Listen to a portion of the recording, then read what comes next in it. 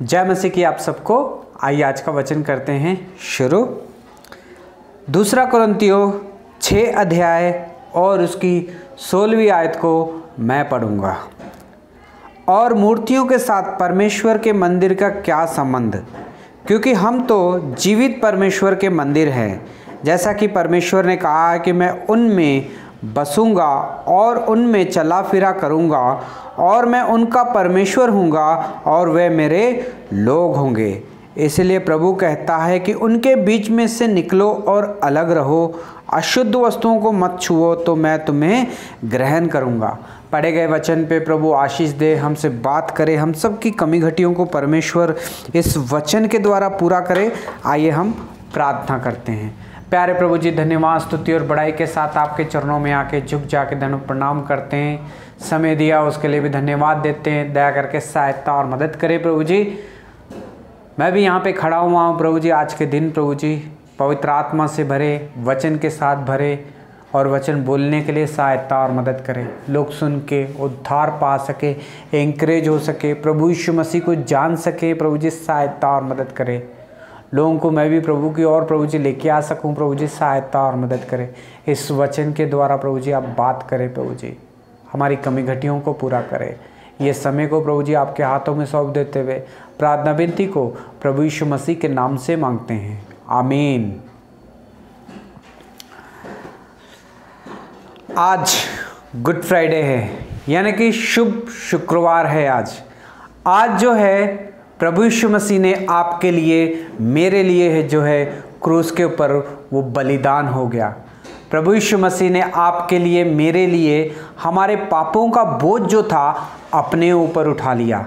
आज के दिन जो था हमारे पापों की माफ़ी के लिए वो कलवरी की सलीब के ऊपर चढ़ गया। हे भाई और बहनों, आज गुड फ्राइडे है, अच्छा शुक्रवार है, शुभ शुक्रवार है। तो भाई और बहनों, ये बहुत ही आनंद की और खुशी की बात है हमारे लिए कि अनंत जीवन का वारिस बनाने के लिए प्रभु यीशु मसीह ने खुद अपने आप को हमारे लिए जो है बलिदान कर दिया। हे भाई और बहनों, आज परमेश्वर इस वचन के द्वारा हमसे बात कर रहा है। बहुत सारे लोग हैं जो गुड फ्राइडे के दिन जो है बहुत ही ज़्यादा अफसोस करते हैं और चुपचाप रहते हैं और दुख मनाते हैं। हे भाई और बहनों, बहुत सारे लोग हैं जो अच्छे कपड़े भी पहन के जो है चर्च में नहीं आते हैं। बहुत सारे लोग हैं जो अच्छा खाना भी नहीं खाते हैं, सादा सुदा खाना खा लेते हैं, क्योंकि आज गुड फ्राइडे है। आज प्रभु यीशु मसीह की जान गई थी क्रूस के ऊपर। है भाई और बहनों,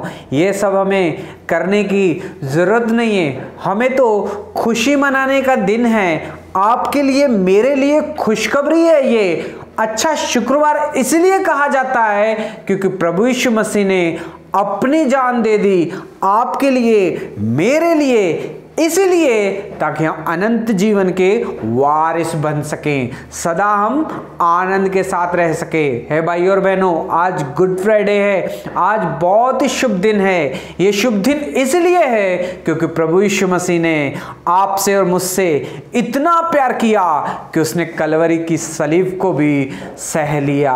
है भाई और बहनों, आज खुशी का दिन इसलिए है क्योंकि उसने अपना आखिरी बूंद तक खून को बहा दिया आपके लिए, मेरे लिए। है भाई और बहनों, ये खुशी का दिन इसलिए है क्योंकि उसने आपके लिए, मेरे लिए सारी निंदा जो हमारे ऊपर आनी थी, उसने सारी निंदा को सह लिया।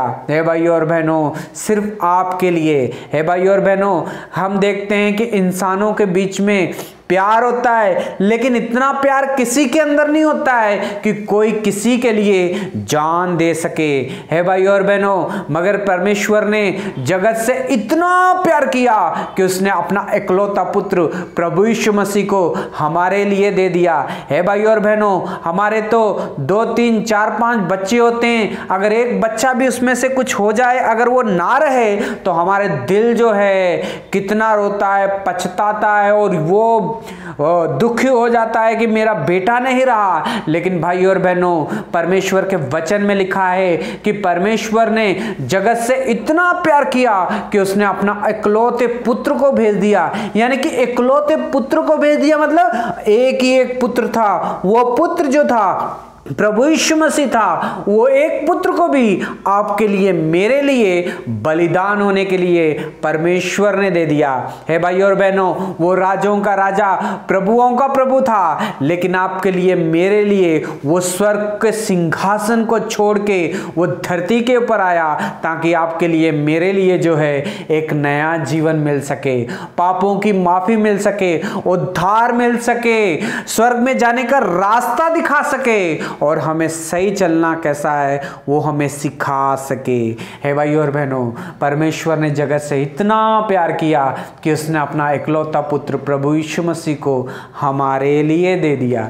हे भाई और बहनों, आज परमेश्वर इस वचन से हमसे बात कर रहा है। हमने 2 कुरिन्थियों 6 अध्याय और उसकी 16वीं आयत में पढ़ा है कि मूर्तियों के साथ परमेश्वर के मंदिर का क्या संबंध, क्योंकि हम तो जीवित परमेश्वर के मंदिर है भाई और बहनों। हमने देखा कि जब प्रभु यीशु मसीह को हमेशा हम लोगों ने दयालु प्रभु देखा है, कृपालु प्रभु यीशु मसीह को देखा है, लोगों से प्यार करते हुए देखा है, लोगों को बीमारियों को ठीक करते हुए देखा है, और रोगियों को चंगा करते हुए देखा, प्यार बांटते हुए देखा है। लेकिन भाई और बहनों, हम एक दिन देखते हैं कि प्रभु यीशु मसीह जब यरूशलेम में आते हैं, जब परमेश्वर का घर, जो प्रार्थना का घर था, जब लोग उसमें व्यापार करते हैं, तो प्रभु यीशु मसीह को जो है सबसे ज्यादा गुस्सा आता है तब, और वो प्रभु यीशु मसीह वो गुस्से में आके सारे लोगों को वहां से बाहर निकाल देते हैं कि ये जो है मेरा घर जो है प्रार्थना का घर है,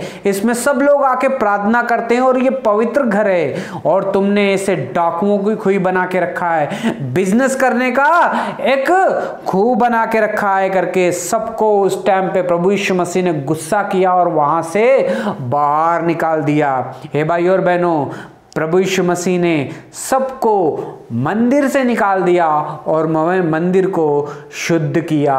हे भाई और बहनों, इसीलिए क्योंकि वो परमेश्वर का घर था। हम देखते हैं कि मूसा के द्वारा जो परमेश्वर ने बनवाया था, मूसा के द्वारा जब परमेश्वर ने बनाया था मंदिर, तब वहां पे परमेश्वर उस तंबू में जो है निवास करता था, और सब लोग आके बलि चढ़ाया करते थे, सब लोग आके प्रार्थना किया करते थे।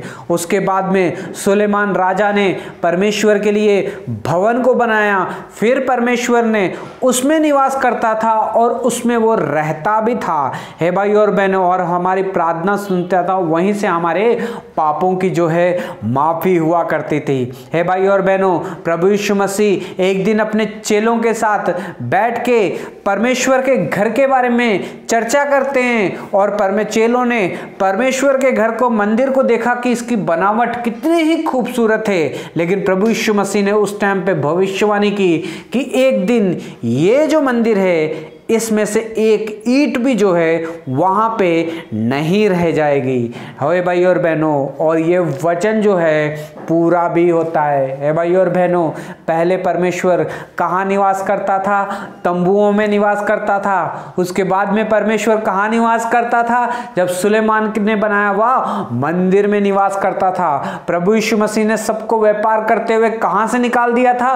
परमेश्वर के मंदिर से निकाल दिया था, क्योंकि यह पवित्र घर है भाई और बहनों, क्योंकि वहां पे परमेश्वर निवास करता है। लेकिन हम देखते हैं कि चेलों के साथ जब बैठ के प्रभु यीशु मसीह इसी मंदिर के बारे में भविष्यवाणी भी करते हैं कि एक दिन ईंट भी नहीं रहेगी इसकी, है भाई और बहनों, और वो परमेश्वर का घर जो है तोड़ दिया जाता है। आज वहाँ पे कुछ और बना है, आप सब लोग जानते हैं। हे भाई और बहनों, आज परमेश्वर इस वचन से हमसे बात कर रहा है। सब लोग कहते हैं कि तीसरा मंदिर बनने वाला है, तीसरा मंदिर बनने का टाइम आ गया है, लेकिन वचन कहता है कि पहला मंदिर जो था मूसा के द्वारा बनाया गया तंबू था, दूसरा मंदिर जो था वो था सुलेमान राजा के द्वारा बनाया गया हुआ भवन था, और तीसरा मंदिर जो है जहां पे प्रभु यीशु मसीह आने वाले हैं, निवास करने वाले हैं, वो आप हो। है भाई और बहनों, आप जीवित परमेश्वर के मंदिर हो और आपके अंदर वो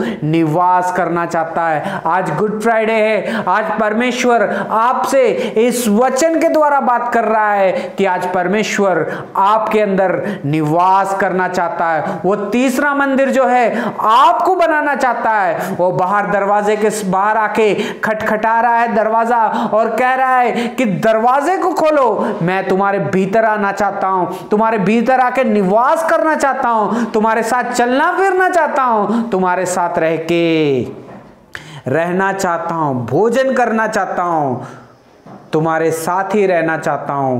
क्या मुझे अंदर आने दोगे करके प्रभु यीशु मसीह आपके दरवाजे के बाहर खड़ा हुआ है, खटखटा रहा है। हे भाई और बहनों, आज परमेश्वर इस वचन के द्वारा हमसे बात कर रहा है। यहाँ पे हमने 16वीं आयत में हमने इस वचन को पढ़ा, इसलिए मूर्तियों के साथ परमेश्वर के मंदिर का क्या संबंध? हम तो जीवित परमेश्वर के मंदिर हैं, जैसा परमेश्वर ने कहा है कि मैं उनमें बसूंगा, उनमें चला फिरा करूंगा, मैं उनका परमेश्वर होऊंगा और वे मेरे लोग होंगे। कौन मेरे लोग होंगे? जो लोग प्रभु यीशु मसीह को निवास स्थान देंगे अपने दिल में। परमेश्वर के मंदिर में जो है निवास स्थान जो है परमेश्वर को आने के लिए अपने अंदर अगर देंगे तो परमेश्वर आपके घर में आएगा, आपके अंदर आएगा, वो निवास करेगा और चले फिरेगा आपके साथ। है भाई और बहनों, प्रभु यीशु मसीह ने इस चीज़ को बर्दाश्त नहीं किया कि कोई परमेश्वर के घर को जो है, परमेश्वर के भवन को जो है खराब करे और उसे नाश करे। जो परमेश्वर के भवन को नाश करता है, खराब करता है, वचन कहता है कि परमेश्वर उसे भी बर्बाद करता है और नाश कर देता है। हे भाई और बहनों, आज परमेश्वर के जीवित मंदिर जो है आप और मैं हैं, आप और मेरे अंदर जो है निवास करना चाहता है। वो सीमेंट का और ईंटों के बने हुए घरों में निवास नहीं करना चाहता है। वो जीवित परमेश्वर है, वो जीवित लोगों के साथ, अपने स्वरूप में बनाए हुए लोगों के साथ वो निवास करना चाहता है। आप हो परमेश्वर के जीवित मंदिर। है भाई और बहनों, प्रभु यीशु मसीह बाहर खड़े हैं, खटखटा रहे हैं और कह रहे हैं अपने दिल के दरवाज़ों को खोलो, मैं आके निवास करना चाहता हूँ। हे भाई और बहनों, क्या आप दरवाज़ा खोलोगे प्रभु यीशु मसीह के लिए? हे भाई और बहनों, वचन में लिखा है कि परमेश्वर ने जगत से इतना प्यार किया कि उसने अपना इकलौता पुत्र प्रभु यीशु मसीह को इस दुनिया में भेज दिया। हे भाई और बहनों, आपके और मेरे पापों को उसने अपने ऊपर उठा लिया, आपके और मेरे रोगों के लिए उसने कोड़े खाए। हे भाई और बहनों, वचन कहता है कि कोड़े खाते खाते शरीर का मांस भी निकल गया था, यहाँ तक कि हड्डी हड्डी तक नजर आती थी प्रभु यीशु मसीह की, और वो हड्डियों को हम गिन भी सकते थे। जब प्रभु यीशु मसीह को कलवरी की सलीब के ऊपर लटकाया गया, उसे मारा गया भाले के साथ और उसका खून जो है पूरा बह गया। हे भाई और बहनों, जब शाम को प्रभु यीशु मसीह को क्रूस के ऊपर से उतारा गया तो लोगों ने गवाही दी कि एक बूंद, एक कतरा भी जो था खून उसके अंदर नहीं था। हे भाई और बहनों, ये खून इसलिए बहा दिया था सारा प्रभु ने आपके लिए, मेरे लिए, ताकि हमें पापों की माफ़ी मिल सके। पापों की माफ़ी कहाँ पे मिलती है? पापों की माफ़ी जो है प्रभु यीशु मसीह के नाम से मिलती है। पापों की माफ़ी जो है प्रभु यीशु मसीह के पास आने से मिलती है। पापों की माफ़ी जो है प्रभु यीशु मसीह के खून से धुल जाने से मिलती है। पापों की माफ़ी अगर हमें मांगनी है तो प्रभु यीशु मसीह के सामने घुटने टेकने हैं और पापों की माफ़ी मांगनी है। प्रभु यीशु मसीह इस दुनिया में इसलिए आया ताकि वो हमारे पापों को जो है माफ कर सके, क्योंकि अगर हम पाप में रहेंगे और एक दिन मर जाएंगे तो नरक में चले जाएंगे। लेकिन प्रभु यीशु मसीह हमसे इतना प्यार करता है, वो नहीं चाहता है कि हम मरने के बाद जो है नरक की आग में जाके जलें। प्रभु यीशु मसीह इसलिए इस जगत में आके उसने जान दे दी ताकि हम मरने के बाद में भी उसके साथ सदा के लिए अनंत जीवन के वारिस बने। अगर हमें अनंत जीवन का वारिस बनना है तो क्या करना है? बड़ी सिंपल सी चीज़ है भाई और बहनों। हर चीज़ हम जो है पैसों से खरीद सकते हैं। कपड़े हम पैसों से खरीदते हैं, पैंट हम पैसों से खरीदते हैं, हर एक चीज़ जो है खाने पीने की चीज़ जो है हम पैसों से खरीदते हैं। लेकिन एक चीज़ है जो हमें फ्री में मिलती है, वो है उद्धार, पापों की माफ़ी, अनंत जीवन। वो कैसा मिलेगा? सिर्फ प्रभु यीशु मसीह के खून से धुलने से मिलेगा, जिसने आपके लिए मेरे लिए अपना खून की आखिरी बूंद तक को बहा दिया। हे भाई और बहनों, आज परमेश्वर इस वचन के लिए इस द्वारा हमसे बात कर रहा है। अगर परमेश्वर आपसे भी इस वचन के द्वारा बात करता है तो अपने घुटनों के बल आइए और प्रार्थना कीजिए, प्रभु जी आज गुड फ्राइडे है, प्रभु जी बड़ा ही शुभ दिन है प्रभु जी मेरे लिए, क्योंकि आप मेरे लिए इस दुनिया में आए, मेरे लिए आके बलिदान हो गए, मेरे पापों के लिए आपने खून बहा दिया और उसी के खून के द्वारा प्रभु जी आज मुझे पापों की माफ़ी मिलती है। प्रभु जी मुझे माफ़ करे, अपने खून से धो के मुझे पवित्र करे और मुझे भी अनंत जीवन का वारिस बनाए। मेरे अंदर भी पवित्र आत्मा को दें प्रभु जी, ताकि मेरे चलने में वो अगुवाई करे। प्रभु जी आपका वचन कहता है कि आप मेरे अंदर निवास करोगे, चलोगे फिरोगे मेरे साथ। प्रभु जी आप मेरे साथ चले और फिरे और मेरे साथ निवास करें, अपने खून से धो के मुझे पवित्र करें। जब ये प्रार्थना हम करेंगे तो प्रभु हमें माफ़ करेगा, अपने खून से धो के पवित्र करेगा, वो हमारे अंदर निवास करेगा और चलेगा फिरेगा और हम उसके बच्चे कहलाएंगे। प्रभु आपको बहुत सारी आशीष और बरकत दे। God bless you. Good Friday, happy Good Friday.